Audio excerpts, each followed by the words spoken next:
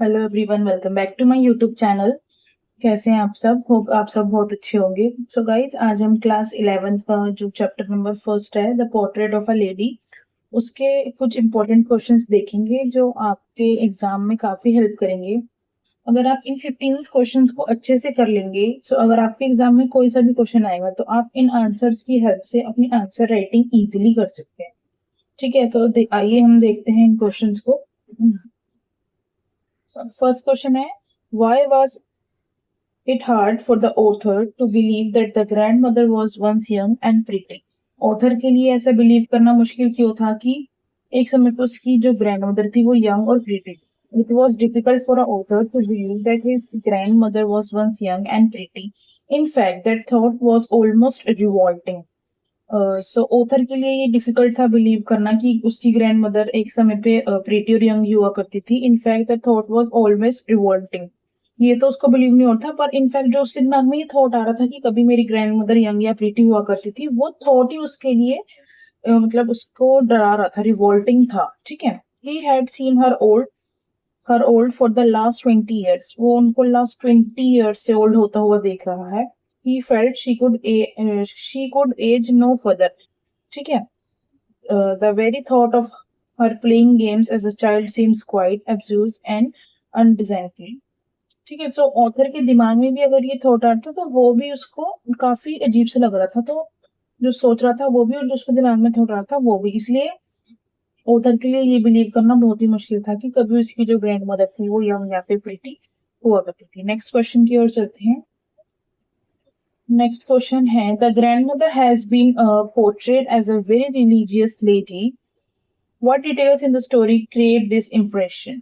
Answer देखते हैं। The author records his grandmother as a very religious woman. जो author है उसने अपनी ग्रैंडमदर को बहुत ही रिलीजियस वुमन के रूप में देखा है। He remembers her hobbling about the house, telling the beads of her rosary. He recalls her morning prayers and her reading scriptures inside the temple. जो ऑथर था उसने अपनी ग्रैंड मदर जो है उनको काफी रिलीजियस वुमेन के रूप में देखा है। उसको याद है जब उसकी जो मदर है जो रोजरी की बीट्स थी उनकी माला का जाप किया करती थी, मॉर्निंग में प्रेयर्स किया करती थी, और जो स्क्रिप्चर्स यानी कि जो उनसी भी स्टोरीज वगैरह होती हैं वो टेम्पल के बैठ में पढ़ती थी। The author recounts how during the last few days she spent all her time praying. Author ने ये जो है देखा कि अपने लास्ट टाइम में जो ग्रैंड मदर थी वो अपना सारा टाइम जो है पूजा पाठ में ही लगाती थी। ठीक है, नेक्स्ट थर्ड क्वेश्चन है, the grand mother had a divine beauty, how does the author bring it out? जो हमारी ग्रैंड मदर है उनके पास एक डिवाइन ब्यूटी है, how does author bring it out? The grand mother was not pretty but had a divine beauty. जो grand mother थी वो दिखने में तो सुंदर नहीं थी, but she had a divine beauty because जो उनका जो दिल था किसी के भी प्रति या बर्ड्स के प्रति, किस प्रकार से वो उनको खाना वगैरह देती थी या फिर किस प्रकार से टेम्पल्स में जाके स्क्रिप्ट्स पढ़ती थी, रोजमेरी के जो बीट्स थे उनकी माला का जाप करती थी, उसके अकॉर्डिंग उनके अंदर एक डिवाइन ब्यूटी थी। She dressed in spotless white, her silver locks were scattered untidy over her pale. So वो व्हाइट कलर की साड़ी पहना करती थी। She dressed in spotless white colour, her silver locks were scattered untidy over her pale plucked face and her lips constantly move in an inaudible prayer। उनके जो lips थे वो हर समय एक inaudible prayer, मतलब जो वो बोल रही हैं वो मतलब लिपसिंग कर रही हैं, उनकी प्रेयर सुनाई नहीं देती थी, उसमें मूव कर रहे होते थे। The author described her like the winter landscape in the mountain, a personification of sincerity, breathing peace and a contentment। जो author है यहाँ पर personification यूज की गई है, like the winter landscape in the moon, यानी कि किसी भी प्राकृतिक चीज को किसी ह्यूमन की ब्यूटी से कंपेयर करना। ठीक है, वो ऐसे लगती थी कि वो बिल्कुल ही पीस में है, कंटेनमेंट में है। सो इसी वजह से ऑथर ने कहा है, the author describe her like a winter landscape in the moon as a personification. ठीक है, हम अपना फोर्थ क्वेश्चन की ओर बढ़ते हैं। फोर्थ क्वेश्चन है, what proves do you find of a friendship between the grand mother and a grandson in the story? ये बहुत ही इंपॉर्टेंट क्वेश्चन है। ठीक है, what proof do you find? आपको ऐसा कौन सा प्रूफ लगता है कि जो ग्रैंड मदर और जो सन में है वो फ्रेंडशिप थी? The grand mother and the son were good friends. She got him ready and walk up him back from school. जो ग्रैंड मदर और सन है वो काफी अच्छे फ्रेंड्स थे। जो ग्रैंड मदर है उनको ग्रैंड सन को रेडी करती थी सुबह और उसको स्कूल लेकर जाती थी। इन the city they shared a common bedroom. एक जब वो शहर में रहते थे उनका एक कॉमन बेडरूम हुआ करता था। Authors grand mother saw him of silently but kissing him on his forehead. जो ऑथर की ग्रैंड मदर है वो उसको साइलेंटली देखा करती थी बट उसके फोरहेड पे किस करती थी। When he went abroad and celebrate his return 5 years later. जब वो अब्रॉड गए तब ऑथर को ऐसा बिल्कुल भी नहीं लगता था कि जब वो वापस आएंगे तो उनकी जो ग्रैंड मदर है वो जिंदा होंगी। तो जब वो वापस आए तो उन्होंने अपनी ग्रैंड मदर के साथ वापस आने के बाद 5 years लेटर उन्होंने सेलिब्रेट किया। ठीक है, 5th क्वेश्चन देखते हैं। The grandmother was a kind-hearted woman. Give examples in support at your answer. जो grandmother थी वो काफी kind-hearted woman थी, तो इसको support करते हुए आपको आंसर लिखना है। ठीक है। The grandmother was a kind-hearted woman.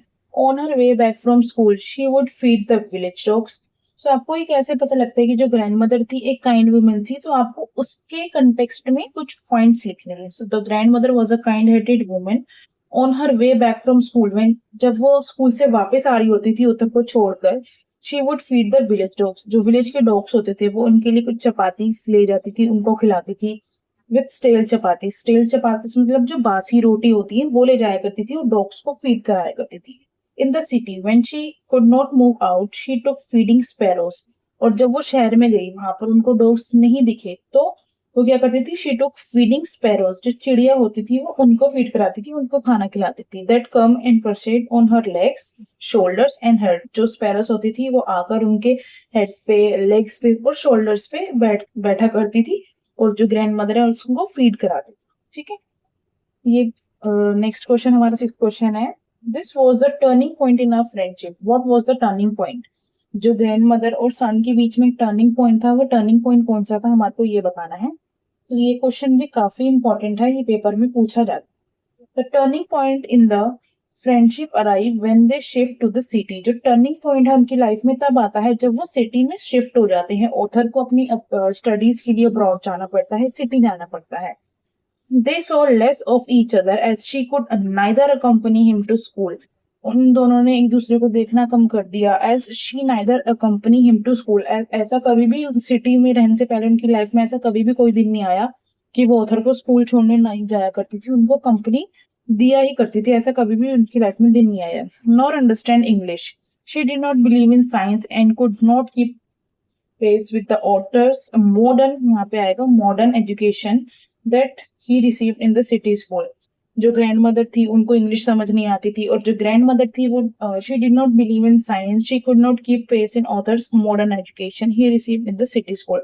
So जो ग्रैंड मदर को, जो ऑथर को, यानी जो ग्रैंड सन था उनकी, जो सिटी में एक मॉडर्न एजुकेशन वो पढ़ रहे थे तो ग्रैंड माँ को वो भी अच्छी नहीं लगती थी। तो ये उनकी लाइफ में एक टर्निंग पॉइंट आया था। ठीक है, हमारा 7th क्वेश्चन देखते हैं। Draw a comparison between the author's village school education and the city school education. जो ऑथर की विलेज स्कूल की एजुकेशन थी और जो ऑथर की सिटी स्कूल की एजुकेशन है उसमें आपको कंपैरिजन ड्रॉ करना है। तो देखते हैं यहाँ पे। The village school was attached to a temple and the students were taught the alphabet and a morning prayers. जो गांव के स्कूल थे, the village school was attached to the temple. जो विलेज के स्कूल थे वो टेम्पल से attached हुआ करते थे और जो स्टूडेंट्स हैं उनको वहां पे अल्फाबेट्स और मॉर्निंग की प्रेयर पढ़ाई जाती थी। The author and his grandmother walked to the school in the village. जो ऑथर उसकी ग्रैंड मदर है वो दोनों इकट्ठे विलेज स्कूल में जाया करते थे। जो ग्रैंड मदर है वो टेम्पल में बैठ के अपनी प्रेयर स्टैंड कर लिया करती थी एंड ऑथर जो है विलेज के स्कूल में बैठकर अपनी स्टडी कंटिन्यू करते थे। However, in the city, he went by the school bus. अब जैसे ही वो शहर में आए तो ग्रैंड मदर उनको छोड़ने नहीं जाया करती थी। So, however, in the city, he went by the school bus. So, city में आते ही जो ऑथर थे वो स्कूल कैसे जाया करते थे? स्कूल बस से, instead of going with their grandmother. ठीक है, he was taught science and English but not taught about the God. So, जो सिटी स्कूल्स थे उसमें उनको मॉडर्न एजुकेशन कराई जाती थी, जैसे कि English, science, mathematics and all, but उनको वहां पर गॉड से रिलेटेड कोई भी एजुकेशन नहीं दी जाती थी। He was also taught music, उनको म्यूजिक भी सिखाया जाता था। ठीक है, सो स्कूलिंग जो थी दोनों में, मतलब विलेज की जो स्कूलिंग थी और जो सिटी की स्कूलिंग थी, उनमें ये डिफरेंस था कि जो विलेज वाली स्कूलिंग थी उसमें उनको गॉड से रिलेटेड एजुकेशन दी जाती थी, स्क्रिप्ट्स पढ़ाई जाती थी, अल्फाबेट्स पढ़ाए जाते थे। बट हम अगर सिटी की एजुकेशन से कंपेयर करें तो सिटी में उनको साइंस, मॉडर्न एजुकेशन यानी साइंस, मैथमेटिक्स, इंग्लिश और म्यूजिक ये सब पढ़ाया जाता था, जो ग्रैंड मदर को बिल्कुल भी समझ नहीं आता था। So that was the comparison between the village school education and city school education. ठीक है, 8th क्वेश्चन देखते हैं हम अपना। What was the happiest moment of the day for the grand mother? जो ग्रैंड मदर की लाइफ में एक हैप्पीएस्ट मोमेंट क्या आया था वो बताना है हमारे को। The happiest moment of the day for the grand mother in the city was when she was feeding the sparrows. So grandmother की लाइफ में हैप्पीएस्ट मोमेंट ये थी जब वो सिटी में आई तो she was feeding the sparrows, जब वो sparrows को फीड किया करती थी। They perched on her legs, shoulders and head, but she never shouted them away. जो sparrows थी वो उनके लेग्स पे, शोल्डर्स पे और हेड्स पे बैठ जाया करती थी, बट कभी भी ग्रैंड माँ ने उनको अपने दूर नहीं किया कि हट जाओ यहाँ से, यहाँ मत बैठो। ठीक है, सो that was the happiest moment in the grand mother life. ठीक है, 9th क्वेश्चन देखते हैं अपना। What was the last sign of physical contact between the author and the grandmother? तो जब author अपनी पढ़ाई के लिए सिटी जा रहा था तो what was the last sign of physical contact between the author and the grandmother? आपको ये बताना है। Why did the author think that to be the last physical contact? So author को ऐसा क्यों लग रहा था कि उनकी लाइफ में ये last physical contact है with her grandmother before going to city?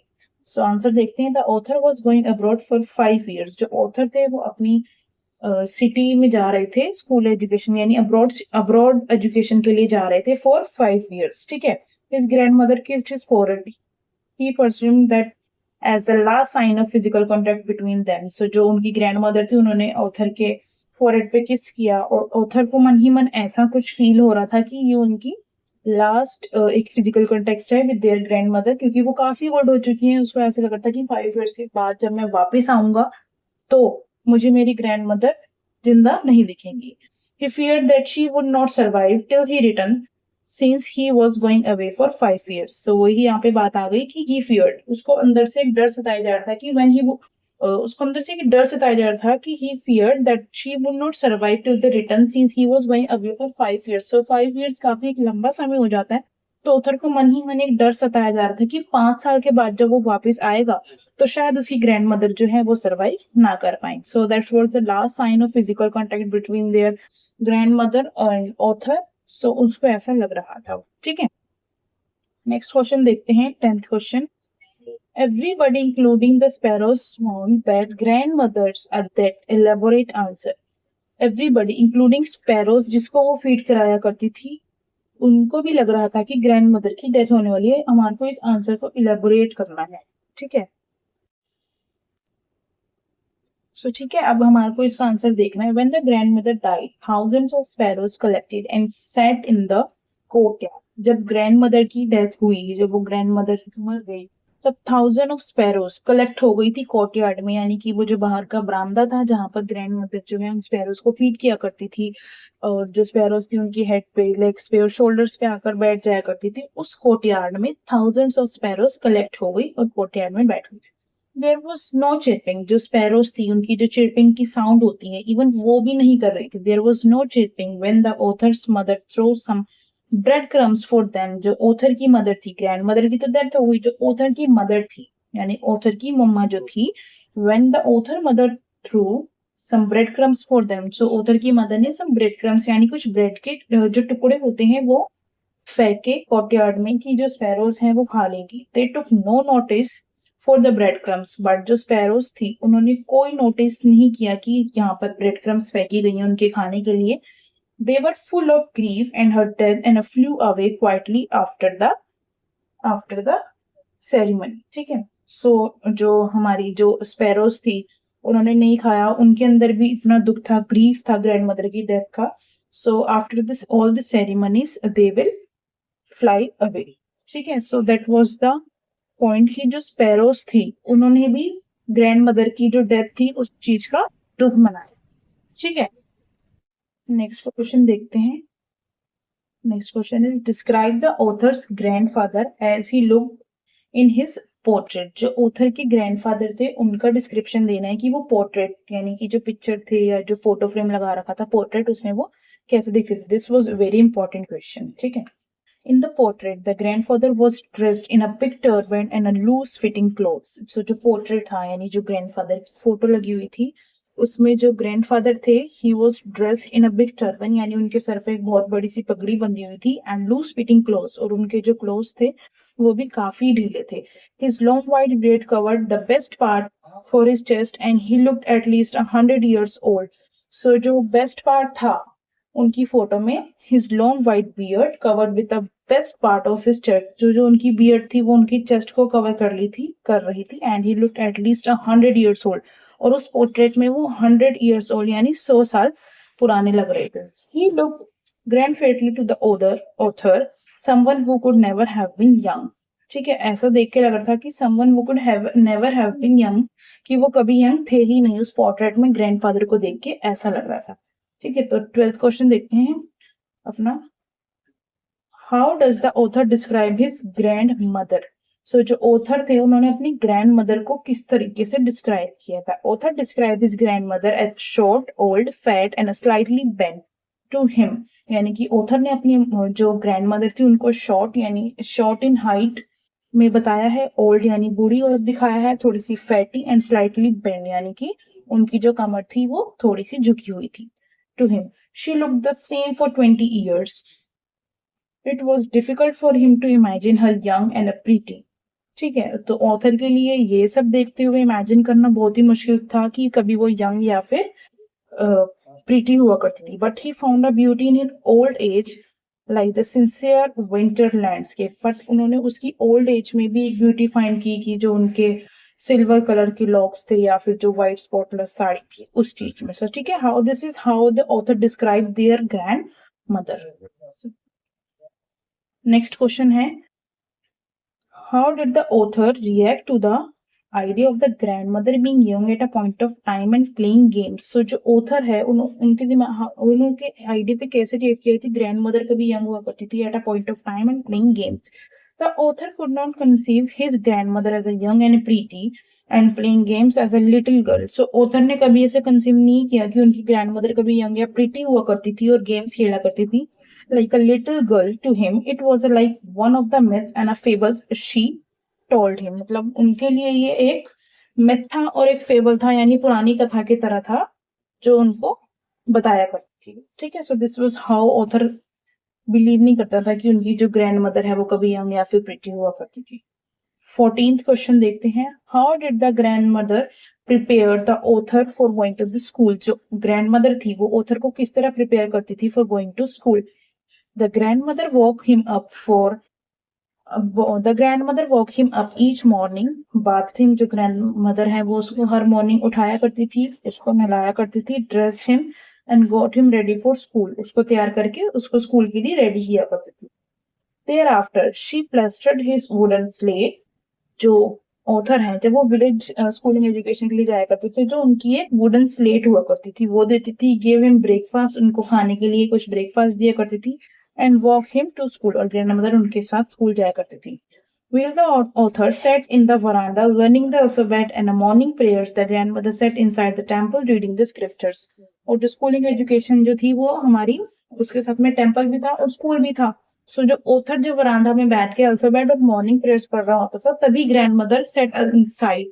Grandmother भी उसी टेम्पल के अंदर होती थी और रीडिंग स्क्रिप्चर्स. ग्रैंडमदर अपनी स्क्रिप्ट्स जो होती थी वो रीड कर रही थी. ठीक है, this is our last question, question number 15. Why was the grandmother distressed by the education imparted in the city school? जो grandmother थी वो इतनी distressed क्यों थी कि जो स्कूल जो एजुकेशन जो थी सिटी की उसको लेकर. ठीक है, the grandmother disapproved of the author's education in the English school. जो grandmother थी उन्होंने कभी भी उस चीज को अप्रूव नहीं किया कि जो author है उनको इंग्लिश एजुकेशन क्यों दी जा रही है.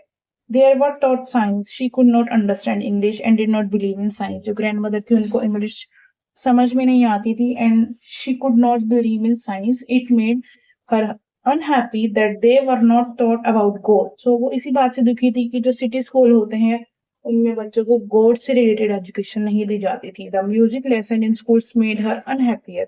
सो जो स्कूल में म्यूजिक लेसन्स होते थे वो उनको खुश नहीं करते थे, as he felt it was not mean for the gentle folk. So ऐसा फील होता था कि वो जेंटल फोक नहीं है, वो अलग से ही एक म्यूजिक जो है बच्चों को सिखाया जा रहा है जो ग्रैंड मदर को अच्छा नहीं लगता था। So that was the reason why grandmother distressed by the education impart in the city school. ठीक है, थैंक यू फॉर वॉचिंग। अगर आपको ये वीडियो अच्छी लगी हो, ये क्वेश्चंस ने आपकी कुछ हेल्प की हो, then please subscribe my channel and do not forget to do like share and subscribe. अगर आपको आगे के चैप्टर्स की भी इसी तरह इंपॉर्टेंट क्वेश्चंस की वीडियो चाहिए, then please let me know. Thank you so much for watching this video. Bye bye.